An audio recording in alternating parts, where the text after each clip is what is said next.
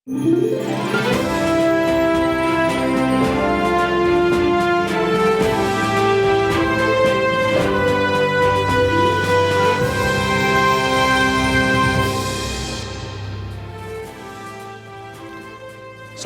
malam, selamat datang di Talk Politik with Reinhard. Saya Reinhard Sirait. Pemirsa, Presiden Joko Widodo menilai Partai Persatuan Indonesia atau Perindo akan menjadi salah satu partai hebat di masa depan. Hal itu dikarenakan Perindo menggandeng tokoh-tokoh dan juga kader hebat. Salah satunya adalah Tuan Guru Bajang Muhammad Zainul Majdi yang menjadi Ketua Harian Nasional DPP Partai Perindo. Perindo pun bersiap untuk mengarungi tahun politik. Bagaimana Perindo dan juga Tuan Guru Bajang menyikapi sejumlah isu politik nasional saat ini. Mulai dari dinamika koalisi, capres-cawapres, hingga isu sistem pemilu yang sempat menjadi polemik. Inilah Talk Politik with Reinhard selengkapnya.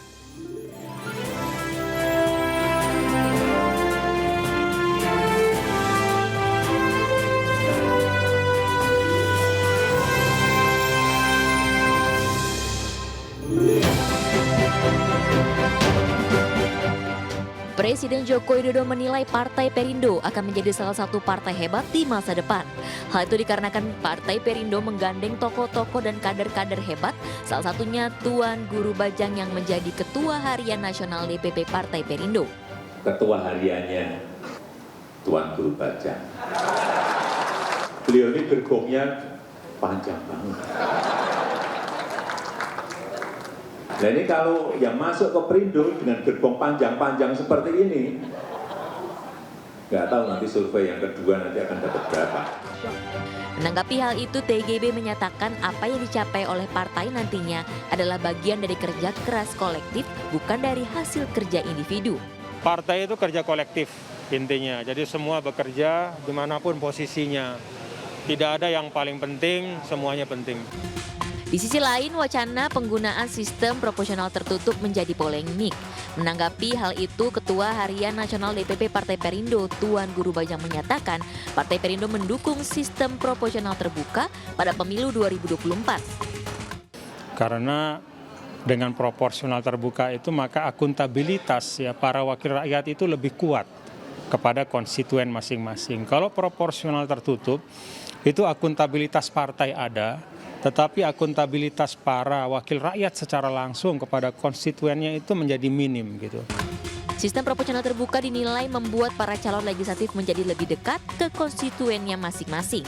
Tim Liputan iNews melaporkan.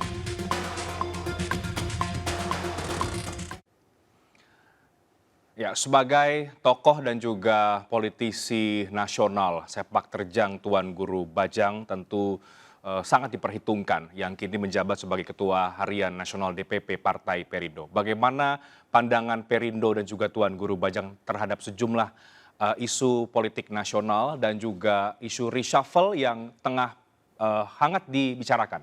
Malam hari ini saya sudah bersama dengan Tuan Guru Bajang Muhammad Zainul Majdi, sudah ada di studio Talk Politik. Terima kasih Tuan Guru. Assalamualaikum, apa kabar? Waalaikumsalam. Selamat malam Reinhard, sehat ya? Sehat. Tuan Guru, kita akan banyak membahas soal isu politik nasional ya. 2023 Tuan Guru ini disebut-sebut sebagai tahun politik di mana suhu politik sudah mulai memanas, baik isu capres dan juga dinamika soal koalisi. Bagaimana pandangan Tuan Guru terhadap suhu politik tahun ini? Terima kasih Reinhard. Assalamualaikum warahmatullahi wabarakatuh. Ya Bismillah. Kalau 2023 itu suhu politik menghangat, ya memang alaminya begitu dan memang seharusnya begitu ya. Justru menjadi pertanyaan kalau sudah semakin dekat kontestasi politik lalu semua adem-adem saja gitu. Jadi hangatnya atau dinamika yang terkait dengan perpolitikan kita ini bagian dari awareness menurut saya bahwa masyarakat memang ingin terlibat ya dalam proses politik dan itu sehat untuk demokrasi kita. Itu yang pertama. Yang kedua, hajatan kita 5 tahunan itu sesungguhnya kan kenduri bersama lah. Ya. Jadi hajatan bersama kita untuk terus-menerus menyehatkan demokrasi kita. Karena dengan adanya momen 5 tahunan ini maka terjadilah sirkulasi yang kita bangun secara sadar ya. Ya istilahnya kalau rumah itu nggak ada sirkulasinya atau sirkulasinya mampet ya. Di sini ada lobangnya, di sini ketutup, itu kan nggak sehat di dalam. Jadi memang perlu ada sirkulasi yang kita bangun ya secara terstruktur dan itu ada di dalam kontestasi 5 tahunan. Nah karena itu kemudian sirkulasi ini ya pembicaraan-pembicaraan tentang politik termasuk juga pemilu legislatif ini sekarang kan disikapi oleh semua partai dengan menyiapkan seluruh perangkatnya termasuk Perindo. Jadi dengan semua partai bekerja keras ya. Kemudian para calon legislatifnya juga turun ke masyarakat, kemudian juga partai-partai politik juga menyiapkan gagasannya untuk dikonsumsi oleh publik, maka itu secara agregat kita harapkan itu kemudian nanti hangatnya itu hangat yang positif. Gitu. Dan hangat yang positif dalam arti bahwa ruang gagasan itu terbentang dengan lebar, masyarakat melihat partai A, B, C, D dengan masing-masing gagasan mana ya, ke partai mana ya saya akan mengamanahkan suara saya. Oke, jadi itu adalah sebetulnya sinyal yang positif kalau adem ayem justru menjadi pertanyaan gitu ya. Kalau misalnya udah tahun politik adem-adem ini ada apa justru. Gitu ya. Tuan Guru, tapi ada satu hal yang bahaya juga bagi demokrasi kita. Ini kampanye belum mulai Tuan Guru, tapi rasa-rasanya isu politik identitas berpotensi untuk kembali digunakan. Ini murah dan juga mungkin bisa untuk menarik suara sebanyak-banyaknya.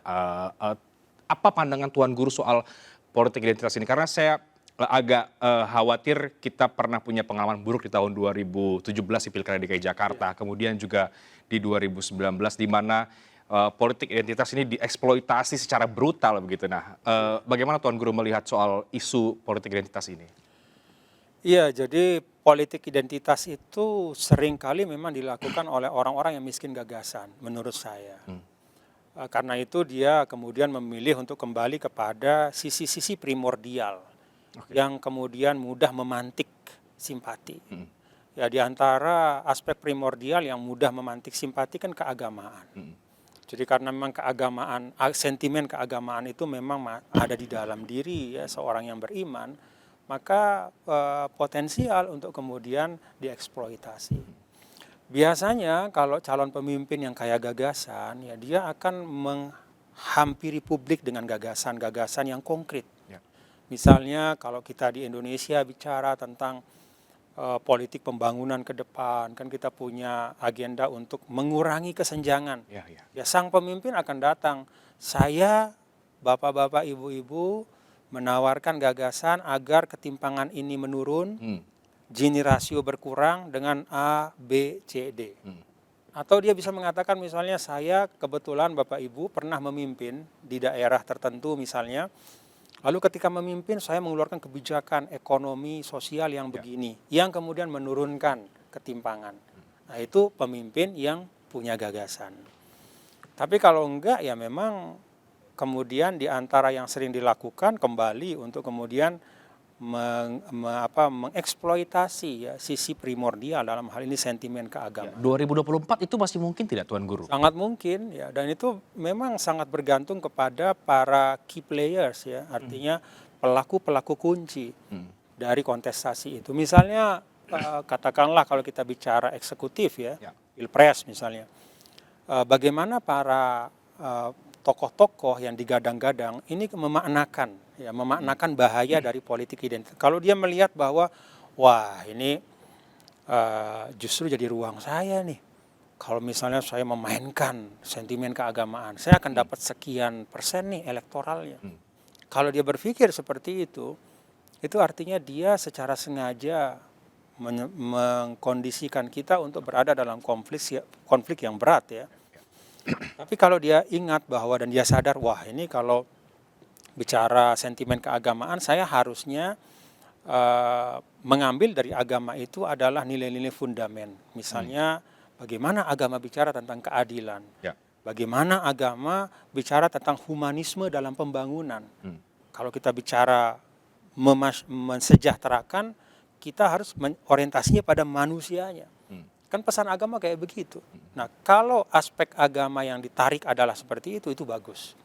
Jadi bagaimana fundamen keagamaan, nilai-nilai yang diusung oleh agama-agama itu kemudian diupayakan untuk mewujud ya keadilan, kesetaraan, humanisme, dan nilai-nilai mulia yang lain itu bagus. Tapi kalau politik identitas dalam arti menggunakan jargon keagamaan untuk mendapatkan Dukungan, sentimen ya. elektoral Elektoral.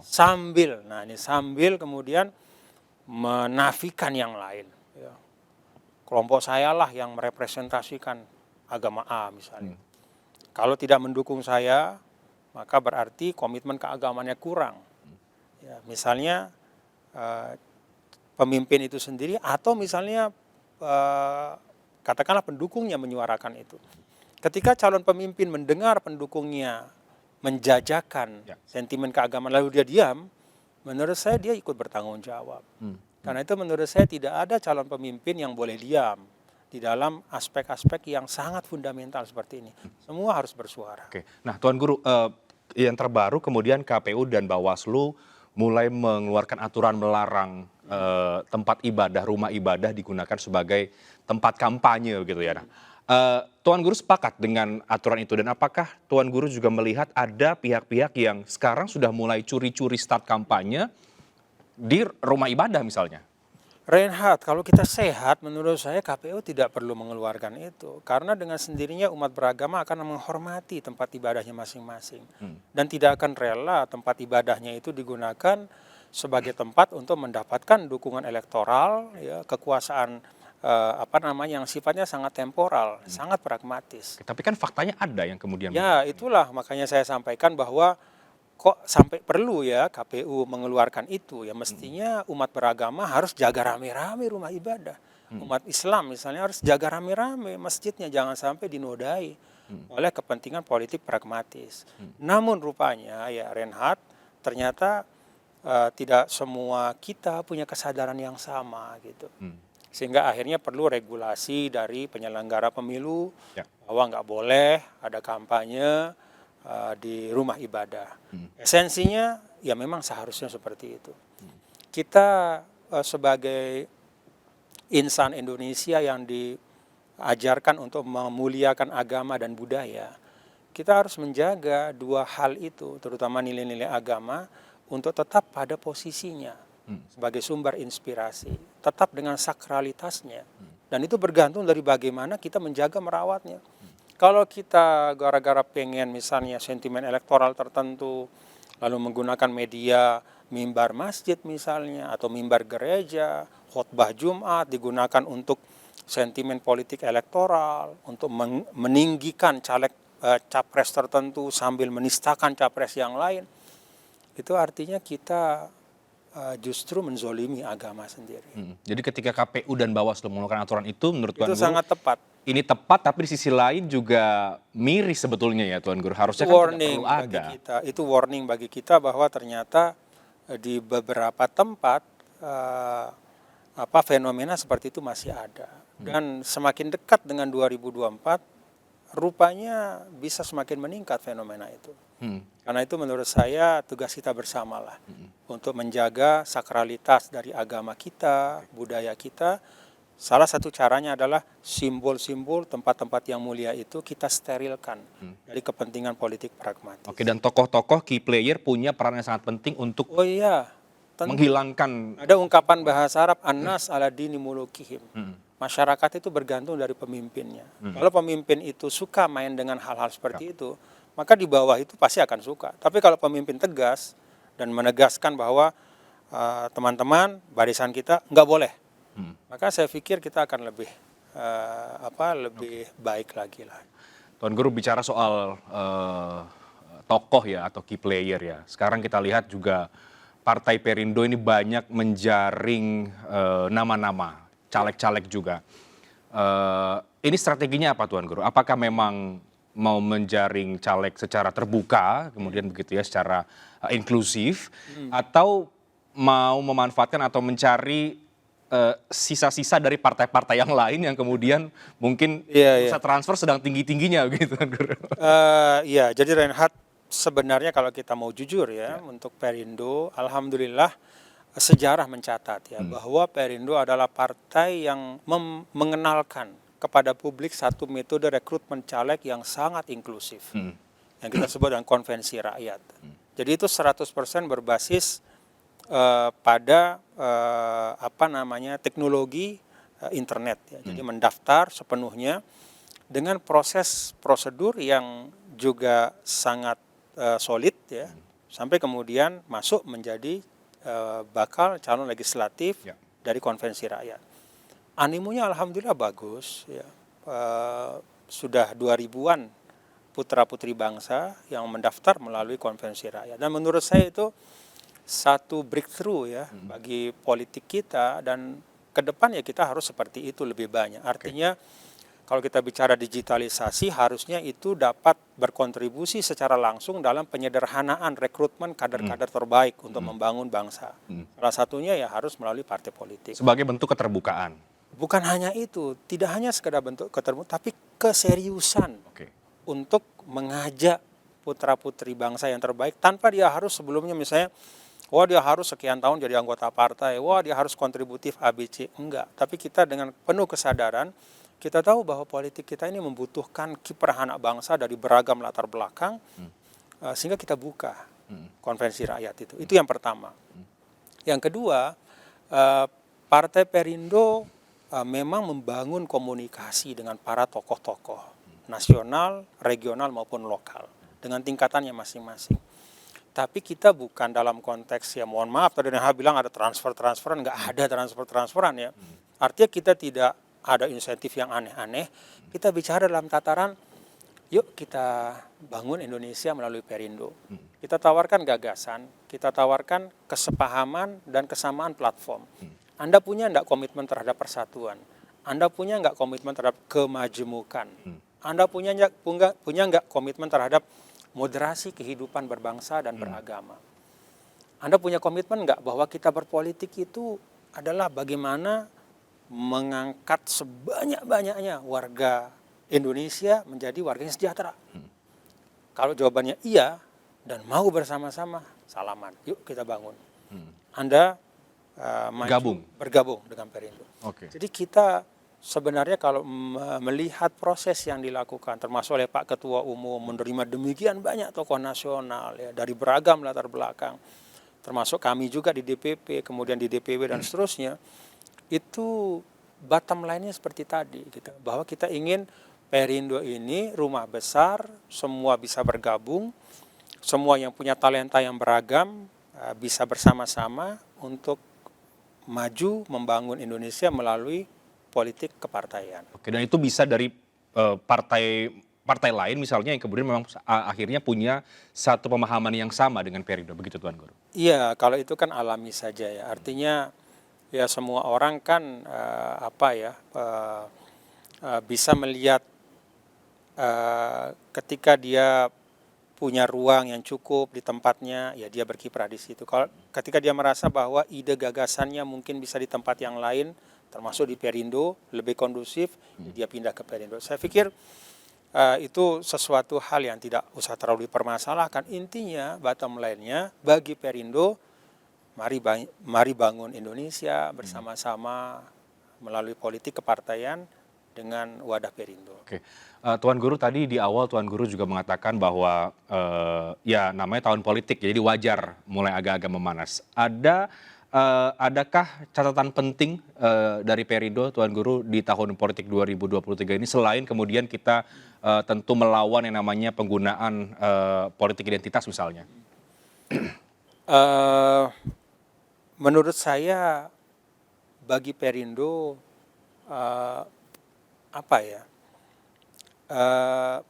kontestasi sekarang ini haruslah ya diisi oleh para calon pemimpin bangsa dengan sebanyak-banyaknya menyampaikan gagasannya kepada publik. Jadi kita berharap proses yang mahal, sekian triliun, itu harus melahirkan pemimpin-pemimpin yang kuat, pemimpin-pemimpin yang berani menyuarakan gagasannya, menawarkan idenya untuk Indonesia yang lebih baik. Kita sadar bahwa lingkungan geostrategik kita kan semakin menantang. Asia Pasifik ini wilayah yang semakin banyak dilihat oleh para kekuatan adidaya. ada kekuatan-kekuatan yang muncul yang menjadikan Asia Pasifik bisa menjadi lahan perebutan kekuasaan mereka. Dan Indonesia adalah satu negara besar di ASEAN.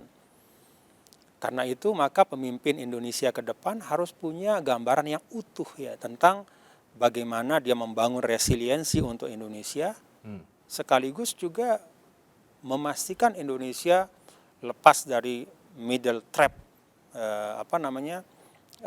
negara-negara berpenghasilan menengah yang tidak bisa maju ya. Kita harus bisa lepas dari middle income trap itu. Jadi negara yang maju, income per kapitanya lebih tinggi, dan itu inline dengan apa yang disampaikan oleh Pak Hari sebagai Ketua Umum Perindo terus menerus. Bahwa jalan Indonesia menjadi negara maju itu meningkatkan produktivitas kolektif. Anak-anak bangsa sebanyak-banyaknya harus produktif gitu. Nah, apa gagasan pemimpin untuk itu? Nah, ini kan pertanyaan besar ya. Jangan sampai hari ini kita masuk 2023 kita masih belum tahu isi kepala dari calon pemimpin kita. Apa sih gagasan besarnya untuk Indonesia ke depan? Kita harus beyond daripada medsos. Ya. Medsos itu kan untuk dalam tanda kutip ya, bergenit-genitan misalnya. Untuk untuk gimmick kah atau untuk apa nih Tuan Guru? Untuk mendapatkan simpati boleh lah ya, tapi kan harus lebih beyond dari medsos. Kita butuh ya jangan hanya bicara tentang Bung Karno, Bung Hatta pada saat Hari Pahlawan saja, tapi kita harus mengingat setiap saat bahwa mereka adalah pemimpin bangsa yang punya gagasan. Dan itu kita harapkan dari seluruh calon pemimpin bangsa yang ada hari ini. Itu harapan kami dari Perindo. Ya, apalagi di tahun politik ini juga Tuan Guru bersamaan di tahun 2023 yang banyak dikhawatirkan ini soal ekonomi. Ya, ini kan juga menjadi perhatian ya. Bagaimana Tuan Guru melihat soal itu? Sebagai manusia Indonesia yang diajarkan untuk selalu optimis ya. Dalam seluruh tatanan agama dan budaya yang tumbuh dan berkembang, optimisme itu bagian dari karakter utama. Maka saya selalu optimis. Reinhardt juga harus optimis. Kita semua harus optimis. Optimisme yang positif, ya, yang memunculkan daya juang, yang memunculkan kreativitas. Dan Indonesia membuktikan di bawah nahkoda kita yang sekarang, Presiden Jokowi, per hari ini ada 36 negara yang antri untuk jadi pasien IMF, Indonesia tidak termasuk salah satunya. Artinya apa? Kita masih punya indikator-indikator ekonomi, makro maupun mikro, yang relatif resilient, bisa bertahan. Satu. Kedua, pasca COVID, banyak negara, bahkan negara besar, yang compang-camping. Nah, kalau saya sering melihat ya, Indonesia kan apple to apple-nya, Indonesia ini kan salah satu dari 3 negara demokrasi terbesar di dunia kan, bersama India dan Amerika. Kita lihat misalnya, bersandinglah kita dengan Amerika dan India menghadapi COVID-19. Kalau kita lihat statistik kuantitatif dari korban, kita jauh di bawah loh, Reinhardt. Artinya korban jiwa dari warga Indonesia itu jauh di bawah Amerika dan India. Kemudian juga damage terhadap ekonomi, kita bisa bertahan dibanding India dan Amerika. Kecepatan kita recover, itu juga lebih tinggi. Pertumbuhan kita termasuk tertinggi. Dibanding Amerika kita jauh lebih tinggi.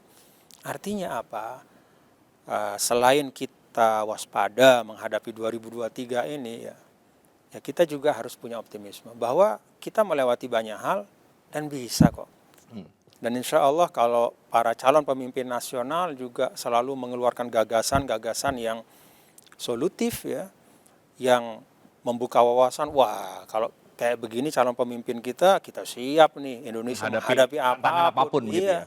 Oke. Saya pikir Indonesia akan lebih baik. Oke, Tuan Guru, berkembang isu bahwa Perindo akan masuk ke dalam kabinet di reshuffle berikutnya yang disebut-sebut dilakukan oleh Presiden dalam waktu dekat, dan nama Tuan Guru santer diperbincangkan. Benarkah bahwa Perindo akan mendapatkan kursi menteri di reshuffle berikutnya? Tapi dijawabkan nanti Tuan Guru. Kita break terlebih dahulu. Kami akan segera kembali saat lagi, tetap bersama kami di Talk Politik with Reinhardt.